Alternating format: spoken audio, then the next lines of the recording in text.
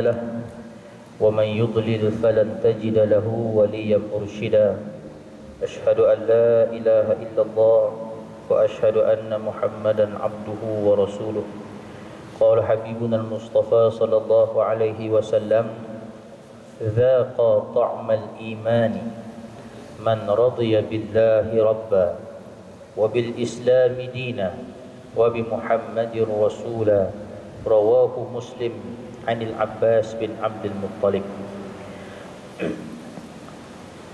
Yang bermaksud telah merasakan lazatnya iman bagi golongan manusia yang redha bahawa Allah sebagai Tuhan, golongan Islam yang redha Islam sebagai agama, dan Nabi Muhammad sallallahu alaihi wasallam sebagai rasulnya. Yang saya hormati seluruh ahli jawatan kuasa dan para petugas Masjid Al-Kautsar yang hadir pada malam ini. Turut saya hormati Al-Fadhil Tuan-Tuan Imam, Tuan-Tuan Bilal, Ashabul Fadilah, Tuan-Tuan Ustaz,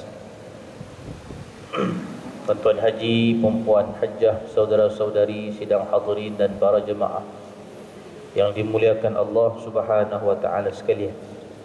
Alhamdulillah, kita panjatkan setinggi-tinggi syukur kepada Allah Subhanahu wa taala yang telah menganugerahkan nikmat pertemuan kepada kita pada malam yang penuh barakah ini.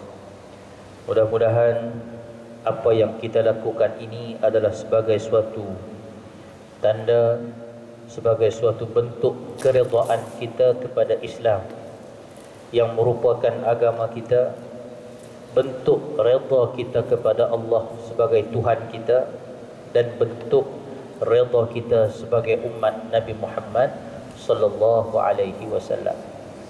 Muslimin dan hadirin yang dimuliakan Allah, sebelum saya lanjutkan perbincangan kita pada malam ini tentang bagaimana bentuk keredaan kita terhadap Islam sebagai agama yang kita anuti. Apa bentuk? Apa gambaran yang kita boleh tunjukkan, yang kita boleh zahirkan bahawa kita ini betul-betul yakin bahawa Islam ini sebagai agama kita? Seperti mana kita bincang semalam, setiap benda ini kena ada sifatnya, kena ada ciri-ciri dan juga karakternya. Kalau kita bincang tentang sifat ahli syurga, di sana ada dua sifat ahli syurga yang dominan. Kalau kita bincang tentang sifat ahli neraka, wal'ayazubillah, ada tiga sifat yang juga dominan yang kita kena elakkan daripada diri kita. Dan bila kita berbicara tentang soal Islam sebagai agama kita, kita redha Islam ini sebagai anutan kita, apa bentuk gambaran yang menunjukkan kata kita betul-betul meyakini dan meredai Islam itu sebagai agama kita? Mari kita hayati sejenak tuan-tuan suatu kisah yang menarik yang dibuktikan oleh sahabat ridwanullahu alaihim ajma'in. Bila mana mereka meredai Islam ini sebagai agama mereka, bila mana mereka redha Nabi itu sebagai Rasul dan juga panduan mereka, mereka ikut dan patuh pada dua aspek ini. Akhirnya Allah Ta'ala memberikan nikmat, ganjaran dan anugerah yang otak mereka pun tak pernah membayangkan akan dapat nikmat yang sedemikian. Suatu kisah yang dimuatkan oleh Sayyidina Jarir, bila mana mereka ditugaskan oleh Rasulullah sallallahu alaihi wasallam untuk berkawal dan melakukan misi ketenteraan di pesisiran pantai yang saya sempat sebut semalam. Dan Sayyidina Jarir bilang dia terlibat di dalam kekuatan tentera yang dibentuk oleh Nabi itu. Mereka seramai 300 orang, dan masing-masing bersetuju untuk memilih Abi Ubaidah ibn Jarrah, yang Nabi sifatkan Abi Ubaidah ini dalam hadisnya yang lain sebagai aminu hazihil ummah, orang kepercayaan untuk umat ini. Artinya yang mereka lantik sebagai pemimpin pun tuan-tuan, sebagai jenderal perang mereka, sebagai orang yang mereka nak letakkan kesetiaan dan juga kepatuhan ini pun manusia yang terpilih, manusia yang punya kedudukan yang cukup istimewa di sisi Allah dan juga di sisi Rasulnya. Setelah lantik Abi Ubaidah ibn Jarrah sebagai panglima perang, Maka Rasulullah pun menitipkan satu karung kurma sebagai bekalan makanan. Tak ada apa nak bagi, kan, kurma saja. Tuan-tuan pun dapat sekali datang kuliah dapat 2 tapau kurma, kan. Tuan-tuan dapat 2 tapau kurma, tu pun makan tak habis lagi, dapat lagi, kan. Atau malam ni dapat ke tidak, kan. Tak habis lagi, makan pergi habis dulu. Zaman sahabat dulu tuan-tuan, bukan 1 tapau, sebiji pun kurma dikasih, sikitnya ya Allah, kan. Yang saya sebut semalam, dia orang hanya makan dengan cara hisap. Bagi basah, ada rasa manis-manis, rasa puas sikit, simpan. Nanti hisap lagi untuk sesi makan yang berikutnya. Air ada sikit, tengah padang pasir mana ada air, mana ada sumber air yang sejuk, yang menyamatkan. Terpaksa berjimat dengan sumber makanan yang terhad. Akhirnya dalam keadaan serba kepayahan itu, mereka tetap meneruskan tugas yang diberikan oleh Rasulullah. Mereka yakin tugas yang mereka lakukan ini suatu misi keamanan, misi ketenteraan untuk memastikan Islam ini terus dijulang. Islam ini suatu agama yang dihormati. Islam ini bukan kerja dia nak bunuh orang, tapi nak bagi keselamatan kepada manusia. Maka dijaga pos-pos penting dalam sempadan, termasuklah pintu masuk ke negara Arab itu daripada arah laut, daripada pesisiran pantai. Dalam keadaan yang kepenatan, dalam keadaan bekalan makanan yang terhad dan tak cukup, sahabat ada yang sudah terpaksa dipapah kerana kemelaratan makanan itu. Tiba-tiba daripada kejauhan, tentera sahabat nampak satu timbunan pasir yang cukup meninggi, macam bukit. Pesir pantai yang rata, yang landai, tiba-tiba nampak daripada jauh macam satu bukit. Suatu pemandangan yang tak pernah mereka nampak. Biasa kalau pantai rata, landai sepanjang pasir.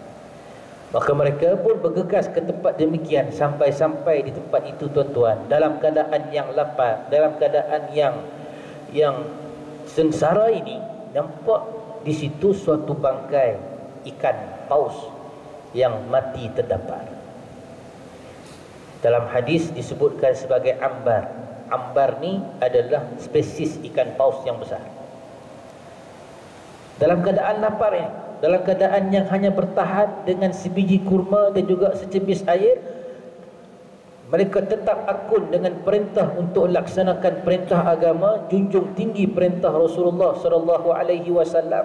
Tak semena-mena Allah Taala hantar pula bangkai ikan.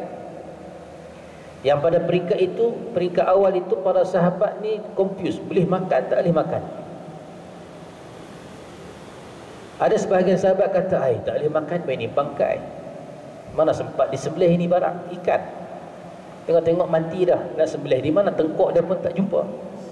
Ikan, tuan-tuan beritahu saya tengkok ikan di mana. Tak payah ikan basung lah, ikan bilis pun beritahu tengkok dia di mana mau disembelih. Tak jumpa tengkok, nak sembelih macam mana, tiba-tiba mati dalam keadaan terdampar.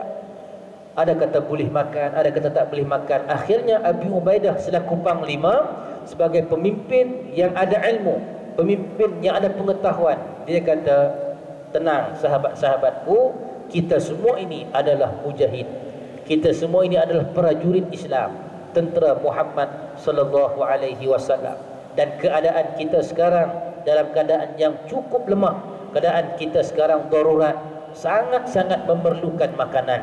Maka aku berijtihad, kita boleh makan bangkai ini. Sebab itu dalam hadis, dalam tajuk cerita ini, hadis ini disebutkan oleh tokoh-tokoh hadis. Tajuk dia, para sahabat memakan bangkai. Tajuk dia. Itu ijtihad daripada Abi Ubaidah, pemimpin tentera Islam ketika itu. Jadi bila bos kata boleh makan, apa lagi? Kan diorang kerjakan ikan paus yang mati terdampar itu. Kan Sayyidina Jabir bilang, selama tempoh 1 bulan ini yang kami kerjakan. Masak, kami potong sikit-sikit, slice, kami potong kepingan-kepingan kecil, nak goreng, nak masak apa kami masak. Bila ikan itu terkena panahan cahaya matahari, dia mengeluarkan minyak, kami tahan minyak itu minyak ikan itu kami tahan, nanti kami masak, nanti kami ambil manfaat daripada ikan tersebut selama sebulan. Dia kata 300 orang ini selama sebulan ni Tuhan bagi rezeki tu, tak semena-mena datang rezeki tersebut. Kemudian nak gambarkan dalam cerita tu, nak gambarkan betapa besarnya anugerah rezeki ikan yang Tuhan berikan kepada mereka, yang selama ni mereka tak sangka pun Tuhan nak bagi nikmat itu. Sedap rupanya makan ikan ni, kan? Dah sedap makan ikan, makan minyak ikan lagi. Minyak ikan ni ada di mata ikan. Lama-lama dia berlubang tu jadi minyak, kan? Sayyidina Jabir bilang, dia nak bagi tahu betapa besarnya kelopak mata ikan itu. Dia kata, panglima perang kami suruh 13 orang tentera yang besar-besar di kalangan kami masuk dalam kelopak mata tu. 13 orang muat dalam kelopak mata. Tuan bayang, tuan pergi Abu Sayyaf, restoran Abu Sayyaf, bukan Abu Sayyaf sana, restoran Abu Sayyaf, kita ambil satu ikan yang besar, kan? Mata dia besar betul, kan? Tapi setakat jari kita yang boleh masuk. Ini 13 orang tentera duduk dalam tu, ambil gayung, ambil minyak, simpan. 13 orang duduk dalam keadaan yang cukup selesa. Tuan-tuan bayang, itu baru mata je, agak-agak besar terang mana, kan? Tak cukup itu lagi, Sayyidina Jarir cerita lagi besarnya, tingginya rangka binatang itu. Setelah mereka ambil, hiris daging-daging yang ada di tulang-tulang ikan tersebut sampai tinggal tulang lah, maka mereka nak buat sedikit kajian besar mana ikan ini, kan? Tak puas tengok nak bagi tahu kata besar ini, maka sebahagian daripada tulang rusuk ikan itu dia orang tegakkan, bahagian ekor tu dia orang kasih berdiri, kan? Ikan kan dia ada macam tulang ikan tu. Kami suruh unta kami yang besar dan tinggi limpas di bawah tulang tersebut, lepas tu. Dan selama itulah kami makan rezeki yang kami tak sangka datang daripada Allah Subhanahu Wa Taala. Kami semua gemuk dengan sebab makan ikan yang diberikan. Kami sempat tanpa bawa balik lagi. Selesai misi sebulan kami duduk sana, kami balik jumpa Nabi. Nabi pun heran, kenapa tengok gemuk-gemuk ni? Kami makan ikan, tuan. Nabi tanya. Baru dia orang tanya Nabi, soal dia, boleh ke tidak kami makan ikan? Kan? Sebulan dah hantam ikan tu, baru dia orang tanya Nabi. Sebab Abu Ubaidah bilang boleh makan ya Rasulullah. Kami darurat ni tak ada benda makan lain. Itu yang kami jumpa. Kami ingat bangkai lah, tapi apakan daya, kan tak ada benda makan. Jadi sekarang ni kami nak tanya kamu ya Rasulullah, boleh ke tidak kami nak makan bangkai ini? Rasulullah senyum. Rasulullah kata boleh. Kan? Siap Nabi tanya lagi, ada ke tidak lagi daging itu? Bagi pada aku sikit. Kan? Nabi minta sahabat pun bagi daging itu, Nabi makan. Kan? Nabi nak tunjukkan kepada para sahabat, kan? Nabi bukan cakap saja, tapi Nabi buktikan dia sendiri pun makan. Jadi sahabat bila tengok Rasulullah makan pun dia orang pun lega lah. Nabi pun makan, dia orang bilang, jadi kita apa tak lagi, kan? Hantam lagi apa yang tinggal di rumah, kan? Jadi itu rezeki, nikmat anugerah yang Tuhan berikan. Ada beberapa poin yang menarik yang dapat kita ambil daripada kisah yang ringkas ini, kan? Betapa Allah Subhanahu Wa Taala tidak mensia-siakan hamba-Nya. Allah Ta'ala tidak melepaskan hamba-Nya dalam keadaan Tuhan tidak tolong, dalam keadaan Tuhan tidak bantu. Apatah lagi kalau hamba itu melakukan kerja yang mulia di dalam agama, kan? Sahabat-sahabat tadi laksanakan perintah Allah, laksanakan perintah Nabi SAW, junjung tinggi suruhan Nabi dalam keadaan keterbatasan bekalan yang mereka miliki, tetap akun dengan perintah Rasulullah SAW, kan? Melakukan misi jihad, mempertahankan negara Islam, itu tugas yang cukup besar. Maka Allah tahu kesusahan yang dialami oleh hamba-Nya ini, Allah Ta'ala ganti dengan nikmat yang lebih besar, dengan nikmat yang lebih luas, kan? Kalau ini kisah yang pernah berlaku kepada generasi sahabat yang terdahulu, kan? Episod yang sama akan berulang kepada kita, cuma mungkin dalam bentuk yang berbeza, kan? Episod yang sama, maksudnya bila kita tolong agama Allah, bila kita tolong sedikit sebanyak kemampuan kita untuk Islam, Allah Ta'ala akan bantu kita balik. Cuma kalau sahabat, dia orang dapat ambar, dia orang dapat ikan paus, tuan-tuan mungkin tak dapat lah ikan paus, kan dapat benda lain. Tapi mesej dia jelas, bila tolong agama Allah, Allah Ta'ala akan tolong kita balik dalam keadaan yang kita tidak duga, dalam keadaan yang kita tak sangka-sangka, pertolongan itu akan datang. Yakinilah firman Allah, in tansurullah yansurkum. Bila kamu tolong agama Allah, Allah Ta'ala akan tolong kamu. Wa yuthabbit aqdamakum, dan Allah Ta'ala akan tetapkan pendirian dan tapak kaki kamu di atas keyakinan dan juga akidah Islam yang cukup murni ini. Kan? Jadi kisah ini ada kaitan dengan apa yang kita nak bicarakan pada malam ini, tuan-tuan. Bagaimana bentuk keredaan kita terhadap Islam sebagai agama kita.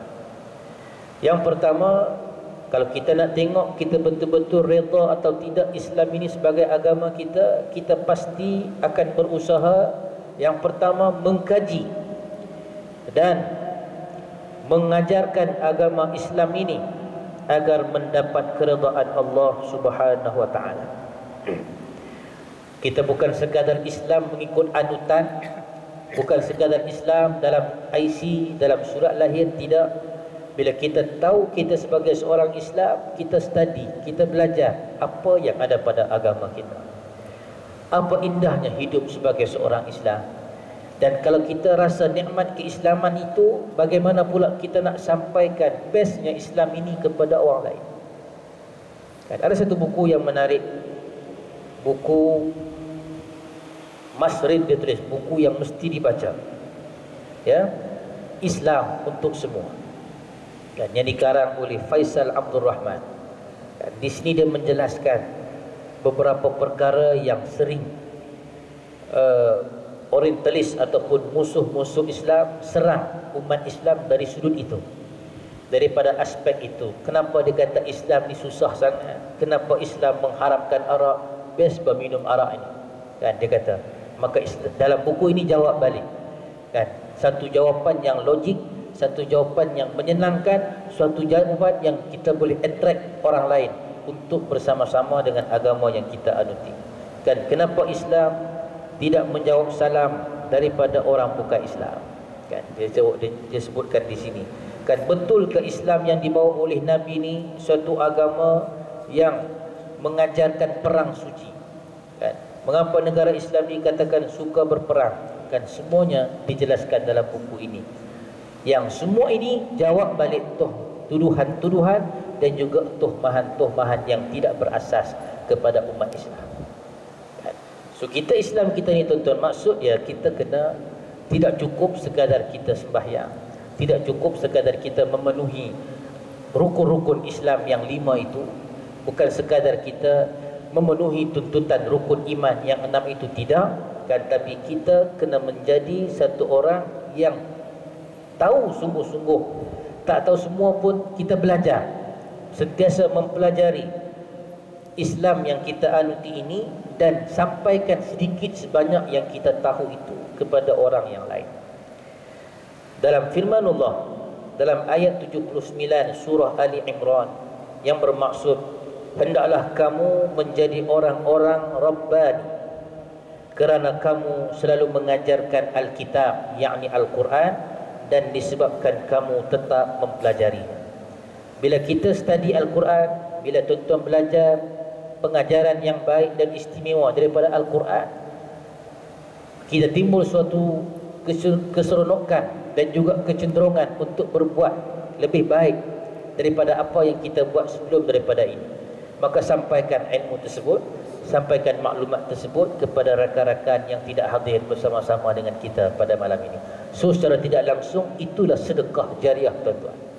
Itulah sedekah, tuan-tuan, dalam bentuk ilmu yang kita sebarkan kepada orang lain. Kerana berbeza sekali dengan orang-orang yang tidak reda sebagai Islam agama dia. Beza. Orang yang tak reda Islam sebagai agama dia, mereka langsung berpaling ketika mendengar ayat-ayat Allah. Kan?